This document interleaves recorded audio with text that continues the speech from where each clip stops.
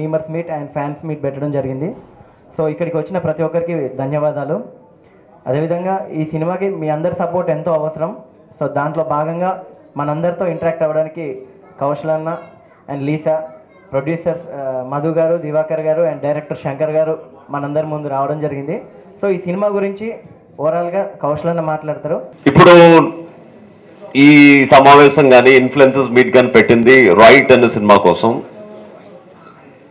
Right మన జీవితంలో మనం ఏం చేసినా మనం చేసే ప్రతి పని రైట్ అనుకునే చేస్తాం. అలా జీవితంలో జడ్జిమెంట్ ఉంటేనే మనకి ఒక రైట్ జడ్జిమెంట్ ఉంటేనే మన జీవితంలో పైకి రావగలనని ఒక ఉద్దేశంతో చేసిన సినిమా అన్నమాట. ఇది Malayalam super hit film memories remake. అక్కడ మన దృశ్యం డైరెక్టర్ జీతు జోసెఫ్ డైరెక్ట్ చేసిన సినిమా. అండ్ ఇప్పుడు బ్లాక్ బస్టర్ అయిన సాలార్లో యాక్ట్ చేసిన పృథ్వీరాజ్ గారు హీరోగా చేసిన సినిమా తెలుగులోనే చేయడం జరుగుతుంది. ఇదే సినిమా తమిళంలో కూడా అరాతి సినిమా అని చెప్పి అరుణ్నిధి హీరోగా చేశారు. So same film we are doing this Telugu remake అనమాట. ఈ రైట్ సినిమా it's a thriller suspense film. అంటే ఒక ఫ్యామిలీ పర్సన్గా ఉండే వ్యక్తి ఎదుర్కొన్న సంఘటనలు అండ్ తన ప్రొఫెషన్ కోసం తన ఫ్యామిలీని సాక్రిఫైస్ చేసుకున్న తర్వాత తన ఒక డిప్రెషన్లోంచి సిటీలో అవుతున్న సీరియల్ కిల్లర్ మర్డర్స్ని ఎలా చేసి తను ఫైనల్గా తన నమ్ముకున్న పోలీస్ ఉద్యోగానికి న్యాయం చేశాడు అన్నది సినిమా అనమాట. ఇది కంప్లీట్లీ థ్రిల్లర్ ఫిల్మ్. అంటే మీరు సినిమాలో ఒక కామెడీని ఇవేమి ఎక్స్పెక్ట్ చేయకూడదు. It's not a commercial film, it's a completely clean family film అనమాట. బట్ డెఫినెట్గా ఒక పోలీస్ క్యారెక్టర్ కానీ లేకపోతే ఒక డిప్రెస్డ్ పోలీస్ క్యారెక్టర్ కానీ డెఫినెట్గా నాకు సూట్ అవుతుందని నేను సినిమా చేయడం జరిగింది. నేను ఎప్పుడైతే బ్లాక్ సినిమా చేస్తున్నానో ఆ బ్లాక్ సినిమా చేస్తున్నప్పుడు సేమ్ మహాకాళి దివాకర్ గారి ప్రొడక్షన్లో అండ్ మందీప్ ఎంటర్టైన్మెంట్స్ మధు గారి ప్రొడక్షన్లో చేస్తున్నప్పుడు ఈ సినిమా రైట్స్ నేను తీసుకున్నాను. సినిమా చేస్తే బాగుంటుందని నేను చూపించడం జరిగింది. చూపించిన తర్వాత సినిమా వాళ్ళకి నచ్చి ఇమీడియట్గా సినిమా చాలా బాగుంది, ఇమీడియట్గా చేద్దామని చెప్పి వాళ్ళ ప్రొడక్షన్లో సినిమా స్టార్ట్ చేసాం. ఈ cinema bilingual film, Telugu and Bhojpuri. So భోజ్పురిలో కేశర్లాల్ యాదవ్ యాక్ట్ చేశాడు. అక్కడ రౌడీ ఇన్స్పెక్టర్గా పెద్ద హిట్ అయిందనమాట. సో తన కెరీర్లో ఒక పెద్ద హిట్గా అక్కడ ఈ సినిమా ఒక 8 months బ్యాక్ రిలీజ్ అయింది. తెలుగులో కొంచెం టైం తీసుకుని ఈ సినిమా చేసాం. అంటే మీకు ఒక డౌట్ రావచ్చు, బిగ్ బాస్ అయి చాలా రోజులు అయింది, ఇన్ని రోజులు ఎందుకు రిలీజ్ చేయలేదని. సో ఆబ్వియస్లీ బిగ్ బాస్ తర్వాత నేను నా బిజినెస్లో, నా ప్రొడక్షన్ హౌస్లో, నెక్స్ట్ బ్లాక్ ఇంకో 2-3 సినిమాల్లో చేస్తూనే ఉన్నాను యాక్చువల్గా. అంటే నా ఉద్దేశం ఏంటంటే 24 గంటలు సినిమా మీద పెట్టకుండా నాకున్న నా బిజినెస్ మీద కాన్సన్ట్రేట్ చేస్తూ మధ్య మధ్యలో అందరికీ పరిచయం ఉండాలని సినిమాలు చేస్తూ ఉన్నాను అనమాట. సో ఇప్పుడు వస్తున్న రైట్ సినిమా డెఫినెట్గా మీకు అందరికీ నచ్చి ఒక పెద్ద సక్సెస్ సాధించాలని కోరుకుంటున్నాను. ఎందుకంటే ఇన్ఫ్లుయెన్సర్స్ తలుచుకుంటే సాధించలేదు లేదు, మీరు అందరూ తలుచుకుంటే రైట్ సినిమాని బ్లాక్ బాస్టర్ కాకపోయినా అట్లీస్ట్ జనాలను థియేటర్ రప్పించగలరని నా ఉద్దేశం.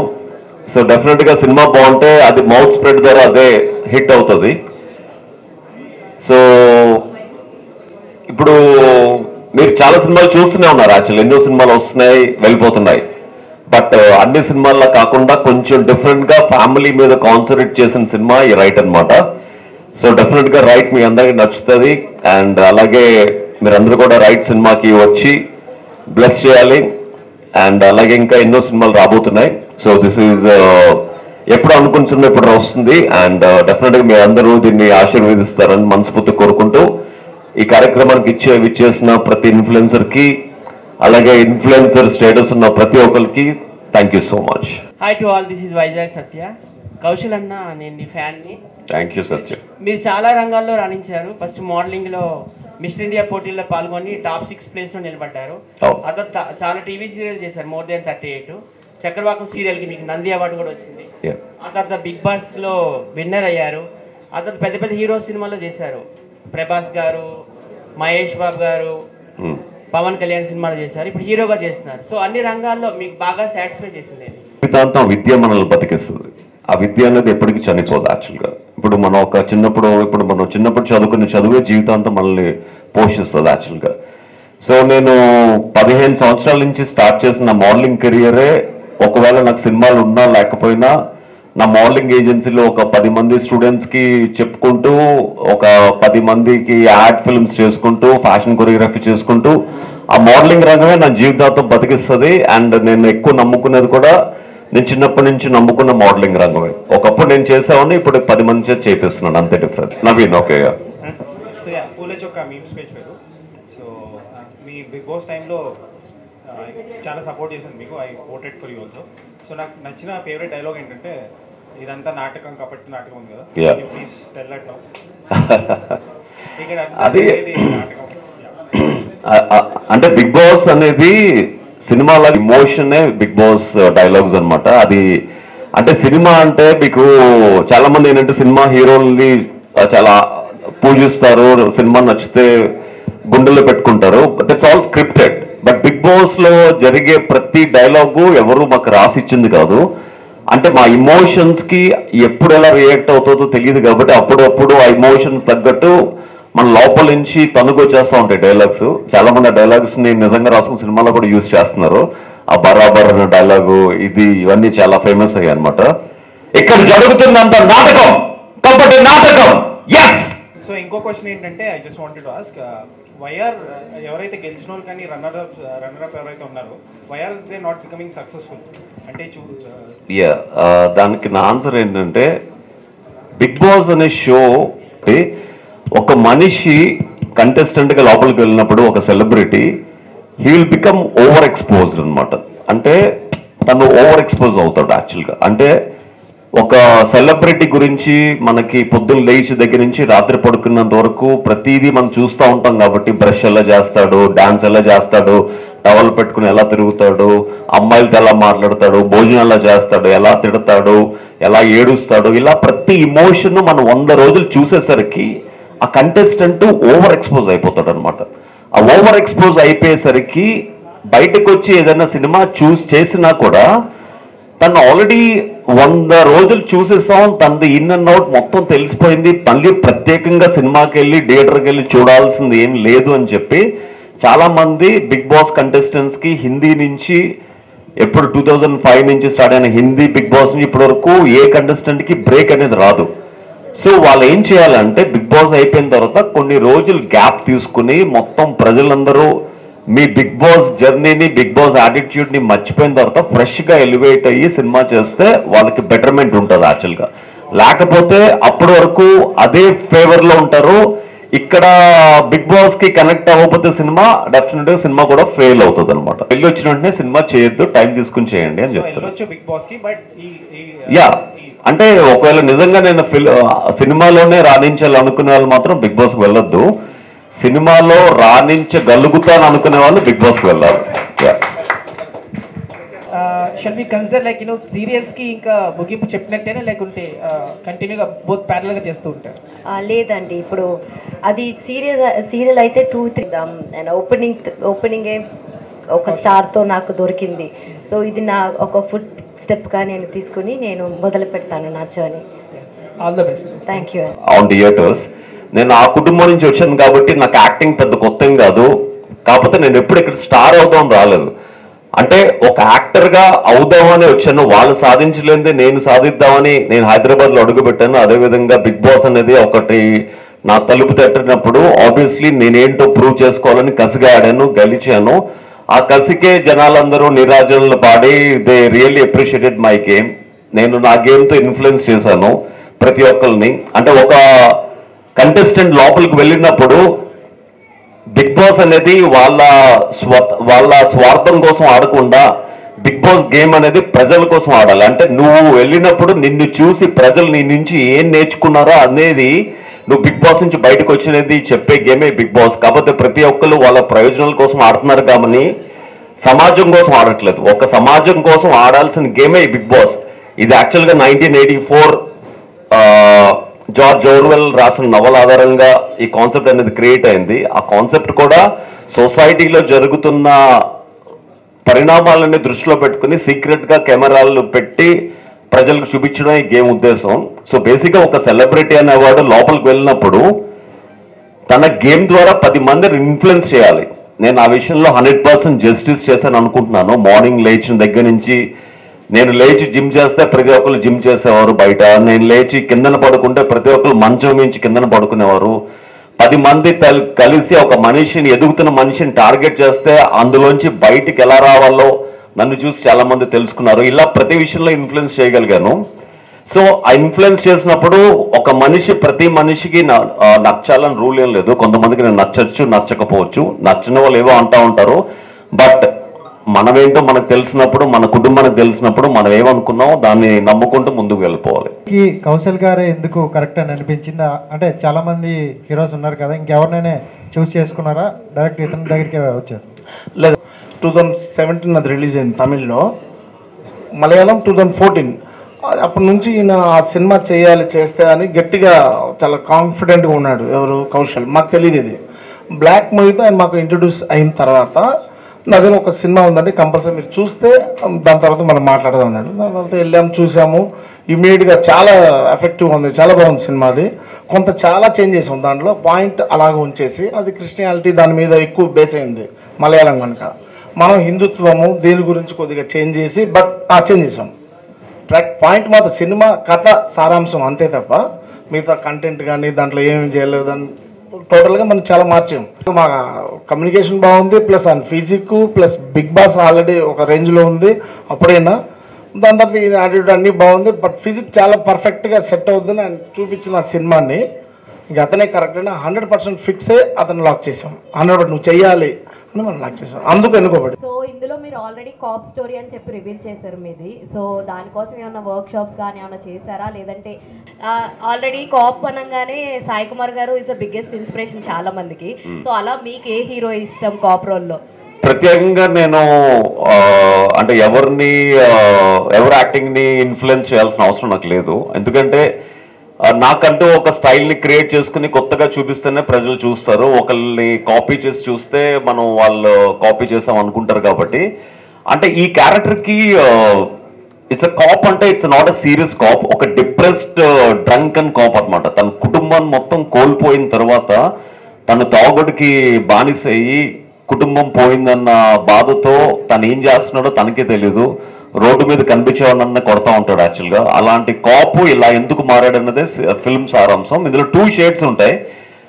ఫస్ట్ హాఫ్ అంతా వెరీ సీరియస్గా ఒక ఫుల్ ఫిజిక్తో మంచి కాప్ ఉంటే, సెకండ్ హాఫ్ అంతా మొత్తం షేప్ అవుట్ అయిపోయి డిప్రెషన్తో మొత్తం లావ్ అయిపోయి, అంటే ఒక దొంగ పరిగెడుతుంటే కనీసం పట్టుకోలేని ఫిజిక్ మెయింటైన్ చేస్తున్న కాప్ అనమాట. మళ్ళీ అందులోంచి బయటపడి మళ్ళీ తన తమ్ముడు కోసం తను ఎలాగా రియల్ కాప్గా మారాడన్నదే సినిమా అనమాట. తమిళ్లో సీరియల్ చేశాను, దాని తర్వాత ఇదే ఫస్ట్ మూవీ. అండ్ ఈ మూవీకి ఎందుకు నన్ను సెలెక్ట్ చేశారని తెలియదు, కానీ కౌశల్ గారు నిన్న ఒక ఇంటర్వ్యూలో చెప్పారు, ఇప్పుడు సీరియల్ చేసింది ఎంత కష్టం అని నాకు తెలుసు, ఎందుకంటే ఇతను కూడా సీరియల్ చేశారు ముందు. సో ఇంత strong character, because after my death only second version start అవుతుంది. సో ఇంత ఇంపార్టెంట్ క్యారెక్టర్ నాకు కౌశల్ గారు ఇచ్చారు. చాలా థ్యాంక్స్ డైరెక్టర్ గారు, ప్రొడ్యూసర్ గారు అందరికీ. బికాజ్ బేసిక్లీ సీరియల్ చేస్తే సినిమాలు రావడం చాలా కష్టం, అండ్ అది బ్రేక్ చేశారు కౌశల్ గారు. అది నిన్ననే నాకు తెలిస్తే దానికి వచ్చింది. అండ్ తమిళ్లో కూడా అందరూ చెప్తారు మీరు సీరియల్ చేశారు కాబట్టి సినిమా కొంచెం కష్టమని, కానీ నాకే ఇప్పుడు చాలా కాన్ఫిడెంట్ వచ్చింది. కౌశల్ గారు, yes bro, హాయ్ అండి, this is Sai Charan one times. Hi. Okay, and Malayalam memory cinema remake ఇది. అవునండి. ఏం నచ్చింది మీకు? ఎందుకు చేయాలనుకున్నారు? సో నాకు డైరెక్టర్ మారుతి గారు ఒక్క రోజు పిలిచి సినిమా చేస్తే బాగుంటుందని చెప్పి మెమరీస్ని సజెస్ట్ చేశారనమాట. సో ఒక శ్రేయభిలాషి సెలెక్ట్ చేసినప్పుడు ఆబ్వియస్లీ ఆ సినిమా చూశాను, నాకు చాలా బాగా నచ్చింది. సో నచ్చిన తర్వాత సినిమా రైట్స్ నేనే తీసుకుని మన మహంకాళి దివాకర్ గారికి, మధుకి అప్ చెప్పడం జరిగింది. సో ఈ సినిమాకి బ్రిడ్జ్గా వ్యవహరించిన శంకర్ గారు సినిమాకి డైరెక్ట్ చేయడం జరిగింది. హాయ్ అండి, నా పేరు Sai Charan. Welcome to Tollywood.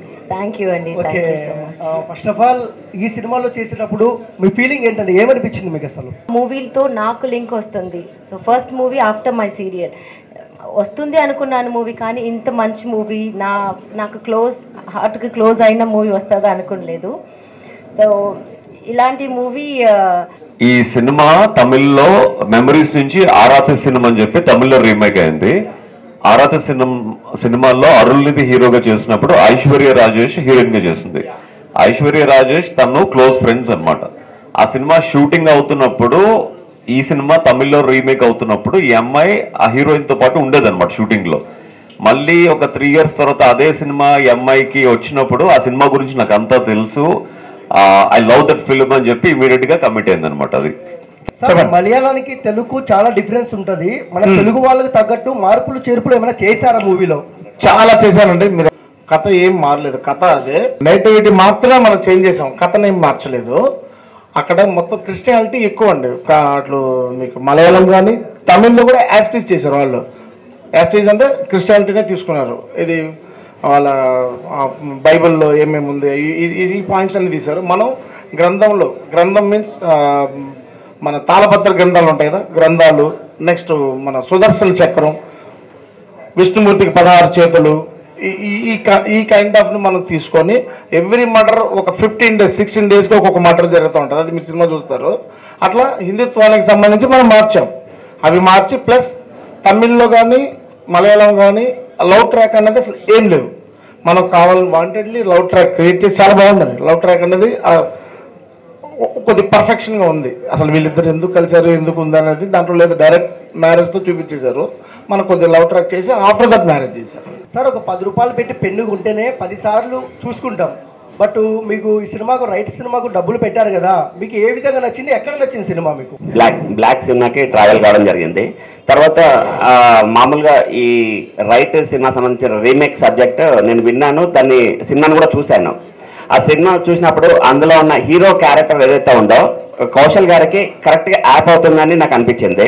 So Kaushal గారు కూడా చెప్పారు, బట్ ఇంకా బెటర్మెంట్ చేస్తే బాగుంటుంది అని చెప్పేసి కొంచెం ఆ నేటివిటీని మన తెలుగుకి నేటివిటీ చేంజ్ చేసేసి ఈ సినిమా తీయడం జరిగింది. ఈ సినిమా ఖచ్చితంగా ఆడుతుందని మాకు 100% నమ్మకం ఉంది.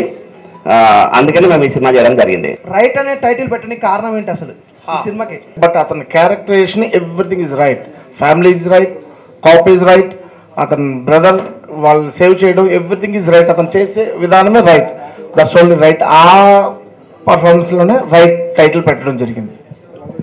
రైట్ గురించి ఇంకొకసారి చెప్తాను. ఈ సినిమాలో ఎన్ని క్యారెక్టర్లు ఉన్నాయో, విలన్ క్యారెక్టర్ అనుకోండి, ఏ క్యారెక్టర్ అయినా కానీ రైట్ అన్నట్టు వాళ్ళు చేసేది. హీరో పాయింట్ ఆఫ్ వ్యూలో హీరో చేసేది 100% రైట్. సో అందుకనే హీరో గారు చేసేది 100% రైట్. ఎవరు చేసినా కానీ ఈ సినిమాలో రైట్. మీరు ఏ సినిమా ఎగ్జాంపుల్ తీసుకున్నా కానీ విలన్ గానే ఉంటాడు. సో అనేది రాంగే ఉంటుంది. బట్ ఈ సినిమాలో మాత్రం విలన్ కూడా రైట్, హీరో కూడా రైట్, అన్ని క్యారెక్టర్స్ రైట్ అని వస్తుంది.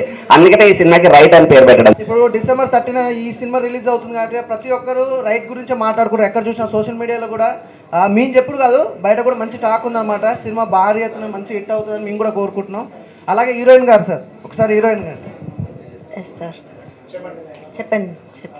మేడం హీరోయిన్ గారు, హీరో గారితో ఎలా ఉంది? అంటే ఒక యూత్కి మాస్ మసాలా ఉందనుకోవచ్చా, లేకపోతే నార్మల్గా అలా వెళ్ళిపోతుందా సినిమాలో? కిందకి లాగడానికి ప్రయత్నిస్తున్నప్పుడు మనం వాటన్నిటినీ తట్టుకుని నిలబడి పైకి ఎలా వెళ్ళాలో అక్కడ నేను చూపించాను. ఈ సినిమాలో కూడా సేమ్ అలాగే ఒక వ్యక్తి మొత్తం ఫ్యామిలీని కోల్పోయి డిప్రెషన్ ఉన్నప్పుడు ఆ డిప్రెషన్ నుంచి మళ్ళీ బయటకు వచ్చి మళ్ళీ ఎలాగే హీరోలాగా తయారవ్వాలనేది సినిమా సారాంశం అన్నమాట. సార్ మీరు అనుకున్న బడ్జెట్ జరిగిందా, ఇంకా ఎక్కువ జరిగిందా అనుకోవచ్చా? అనుకున్నట్టు అవుతుంది సినిమా కాదండి ఎప్పుడు కానీ. ఫస్ట్ ఆఫ్ ఆల్ మనం ఒక 1 CR అనుకుంటే అది 2 CR పక్కా అవుతుంది. ఇండస్ట్రీలో ఏ ప్రొడ్యూసర్ కానీ మీరు కనుక్కోవచ్చు.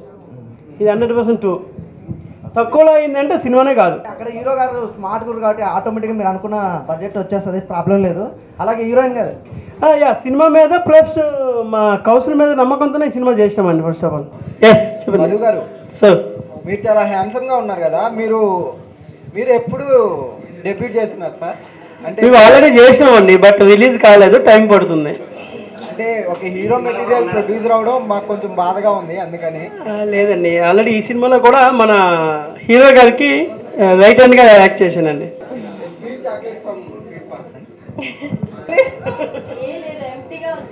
అంటే అందులో ఉండాల్సిన ఇందులో ఉంది కదా.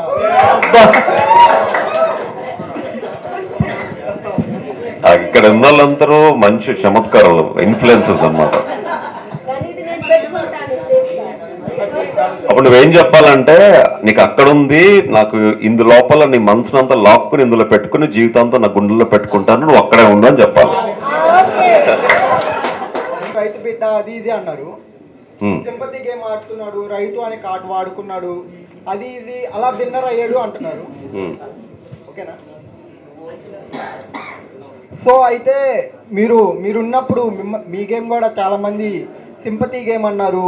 చాలా న్యూస్ కానీ చాలా ఛానల్స్ కానీ మిమ్మల్ని చాలా నెగిటివ్ చేస్తా, ఒక సింపతి ప్లేయర్ అన్నారు, ఒక సింపతి బిడ్డ అని మిమ్మల్ని కూడా అలా పోర్ట్రే చేశారు. సో దాని మీద మీరు ఏమంటారు? మన వాళ్ళు ఏంటంటే, ఒక వ్యక్తి పైకి వెళ్తున్నాడంటే వాళ్ళని కిందకి రావడానికి ఏదో ఒక కారణం కావాలి. ఆ కారణమే సింపతి అన్న వర్డ్ అనమాట.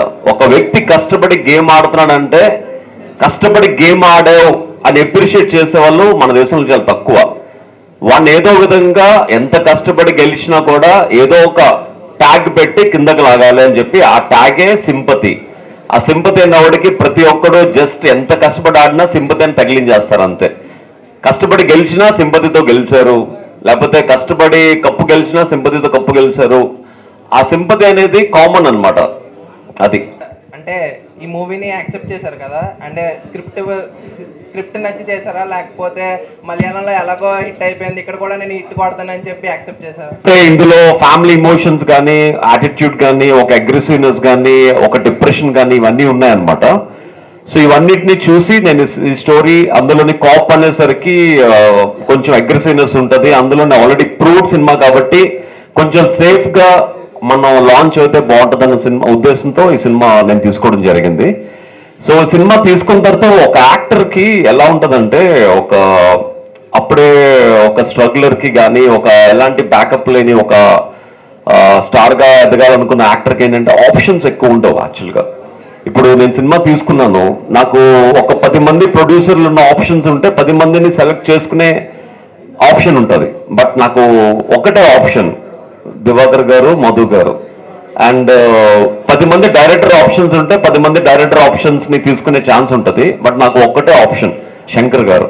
నేను సినిమా చేస్తే ఇతనితోనే చేయాలి, అంటే ఇతను సినిమాలో డైరెక్టర్గా చేస్తేనే నాకు సినిమా ఉంటుంది, లేకపోతే ఉండదు అనమాట.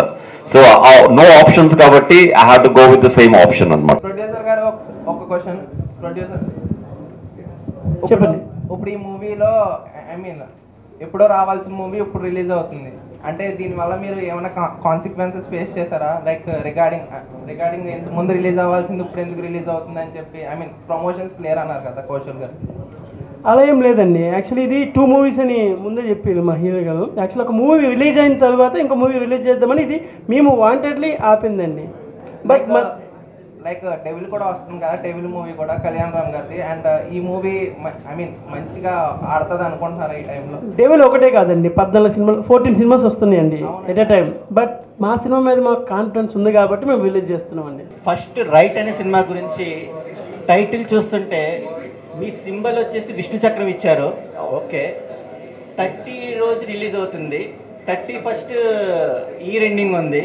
ఎవరేం చేసినా రైట్ అనే కాన్ఫిడెంట్ పేరెంట్స్కి కానీ యూత్కి కానీ ఈ ఇండస్ట్రీ పరంగా కెరీర్ ప్రకారంగా బిగ్ బాస్లో చూస్తేనేమో బీ కేర్ఫుల్ అని మీరు ఇంటిచ్చారు. బిహేవియర్ యాటిట్యూడ్లో సక్సెస్ వస్తానికి ఇలాంటి యాక్షన్ ఎలివేషన్స్ డైరెక్టర్ గారు లూసిఫర్ మీకు ఐడియా ఉంది కాబట్టి మలయాళంలో చాలా సీన్స్ మనకు తెలుగులో చేంజ్ చేసి చిరంజీవి గారు చూపించారు. అలాంటి యాటిట్యూడ్ని మా కౌశల్ అన్న కట్అవుట్ తగ్గట్టుగా వైలెన్స్ కానీ స్మూత్ కానీ అండ్ ఏ సీన్స్ అయినా సరే పక్కన వాళ్ళకి కనెక్ట్ అయ్యే విధానంగా ఆడియన్స్కి ఏం మెసేజ్ ఇవ్వాలనుకుంటారు? రైట్ అనేది నాటే జోక్, ప్రతి ఒక్కరు కాన్ఫిడెంట్గా రైట్ అనుకుంటారు, కానీ రియల్గా ఫేస్ చేస్తే కనుక అది ఎంతవరకు వెళ్ళాలనేది ఫేస్ చేసే వాళ్ళకి తెలుస్తుంది. అలాంటి మోటివేషన్ సినిమాలు ఈ టైంలో రావట్లేదు. ఇలాంటి మోటివేషన్ డిఫరెంట్ జోనల్లో మీరు టోటల్గా ఏ మెసేజ్ ఇవ్వాలనుకుంటున్నారు? ప్రొడక్షన్ వాల్యూస్ కూడా బడ్జెట్ పెరిగిందని మన ప్రొడ్యూసర్ గారు అన్నారు. స్వస్తిక్ సినిమాల్ని ఎక్స్పెక్ట్ చేయొచ్చా ఆడియన్స్? అంటే ప్రశాంతంగా కాలర్ ఎగరేసుకోవచ్చా కౌశల్ అన్న? ఖచ్చితంగా ఎగరేసుకోవచ్చు అండి, ఖచ్చితంగా 100% నిజంగా ఎగరేసుకోవచ్చు, ఏం ప్రాబ్లం లేదు. ఆయన క్యారెక్టర్ వన్ సెకండ్ ఆయన క్యారెక్టర్స్ ఎక్కడ ఏమీ తగ్గనే లేదండి. ఆయన క్యారెక్టర్ సినిమా ఎలా ఉందో ఆయన క్యారెక్టర్ ఏదైతే స్టార్ట్ చేసామో అలాగే ఎండ్ అయింది.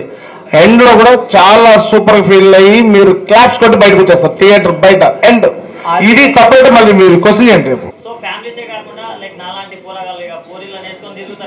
100%. ఆ సాఫ్ట్వేర్ నుంచి ఒక పోలీసుని లవ్ చేయడం స్టార్ట్ చేస్తుంది అనమాట. సో లవ్ అంటే మన వాళ్ళు కిక్కే కాబట్టి ఆబ్వియస్లీ కిక్ ఉంటుంది. ఇప్పుడు ఈ సినిమా నుంచి ఒక బేబీకి మెసేజ్ ఇచ్చారు, అలాగే ఇప్పుడు యానిమల్ సినిమా ఏంటి, ఈ సినిమా నుంచి యూత్కి కానీ పబ్లిక్ కానీ మెసేజ్ ఇవ్వబోతున్నారు ఈ సినిమా నుంచి? లేకపోతే అన్నగారు ఆల్రెడీగా బిగ్ బాస్లో ఫేమస్ అయ్యారు కదా, అందుకని మీరు ఈయన్ని పెట్టాలి హీరోగా అని ఏమని అనుకున్నారు? అడుక్కునేవాడివి 10 రూపాయలు అడుక్కునేవాడివి నువ్వు ఇన్ఫ్లుయెన్సర్ రేటరా అంటే, అలాగ ఒక మనిషి నార్మల్గా ఉన్న నిర్మల్ని కూడా ఇన్ఫ్లుయెన్సర్గా ఎదుగుతున్నప్పుడు కూడా చాలా మంది డిప్రెషన్కి గురి చేస్తూ ఉంటారు. ఆ డిప్రెషన్లోని అన్ని ఎదుర్కొని మీరేంటో ప్రూవ్ చేస్తేనే వాళ్ళకి మీ వాల్యూ తెలుస్తుంది. అలాంటి క్యారెక్టర్ ఈ సినిమా. అదే మేము ఇచ్చే మెసేజ్. అంటే 10 మంది టార్గెట్ చేసినా బయటికి ఎలా రావాలి, హీరోగా ఎలాగ ఎలివేట్ అవ్వాలన్న చూపించదే ఈ సినిమా మెసేజ్. బిగ్ బాస్ అంటే ఒక స్పెషల్ ఉంది. సో బిగ్ బాస్ 2 కానీ ఇప్పటివరకు జరిగిన అన్ని సీజన్స్లో కానీ ఈ సీజన్లో ఎప్పుడు లేని విధంగా అమర్దీప్ ఫ్యామిలీతో వస్తున్నప్పుడు అటాక్ జరగటం కానీ దాడి జరగటం కానీ ఇదంతా కూడా చాలా ఇదైంది. సో హౌ యు రియాక్ట్ అవుతుంది? నేను ఆల్రెడీ దానికి నా సోషల్ మీడియాలో రెస్పాండ్ అయ్యాను, చాలా పెద్ద పోస్ట్ పెట్టి. సో ఆబ్వియస్లీ బిగ్ బాస్ అనేది లోపల ఎన్ని స్ట్రాటజీస్ జరిగినా అది లోపల వరకు మాత్రమే. అంటే బయటకు వచ్చిన తర్వాత వాళ్ళందరూ ఫ్రెండ్సే. ఎత్తులు చూసి నిజంగానే అనుకున్న ప్రజలు మోసపోతున్నారు తప్ప వాళ్ళు బాగానే ఉంటున్నారు. సో బయటకు వచ్చి అదంతా నిజమే తిట్టారు అనుకుని బయట వాళ్ళ వెహికల్స్ని ధ్వంసం చేయడం అనేది నిజంగా బాధ కలిగించిన విషయం. బట్ బిగ్ బాసే కాదు, ఏ రియాలిటీ షో అయినా అక్కడ ఎలాంటి గొడవలు జరిగినా అది లోపల వరకే. ఇప్పుడు నా సీజన్లో కూడా తనిష్ నువ్వు బయటకు రా చూసుకుంటాను అన్నాడు. But that is only for a game. అప్పుడు ఆ మూమెంట్లో వాళ్ళకి ఏమనిపిస్తుంది చెప్తారు. బయటకు వచ్చిన తర్వాత వీఆర్ ఆల్ ఫ్రెండ్స్ అనమాట. So Pallavi, Prashanth and Amardeep also they are good friends. But లోపల గేమ్ పరంగా ఒకళ్ళు తిడితేనే మనకి ఒకళ్ళ దగ్గర నుంచి మనకి రెస్పాన్స్ వస్తుంది. ఒక వ్యక్తి మీద మనం తిట్టుకుంటే వెళ్ళే గేమే బిగ్ బాస్ అనమాట. అంటే 24 గంటలు పొగిడితే సో ఆబ్వియస్లీ మనం వాటిని మించి పైకి వెళ్ళలేం. ఆబ్వియస్లీ తిడితేనే ఆ తిట్టులో వాల్యూ ఉంటేనే జనాలు మనల్ని అభిమానించడం మొదలు పెడతారు. నేను సెకండ్ వీక్ నా కళ్ళల్లో నిమ్మకాయ పిండిన తర్వాత అప్పుడు ఎక్స్పెక్ట్ చేశాను విన్ అవ్వాలని. అదే జరిగింది అనమాట. టాటూ ఆ టాటూ నేను సచ్చేంత వరకు ఉంటుంది. ఎందుకు తీయడం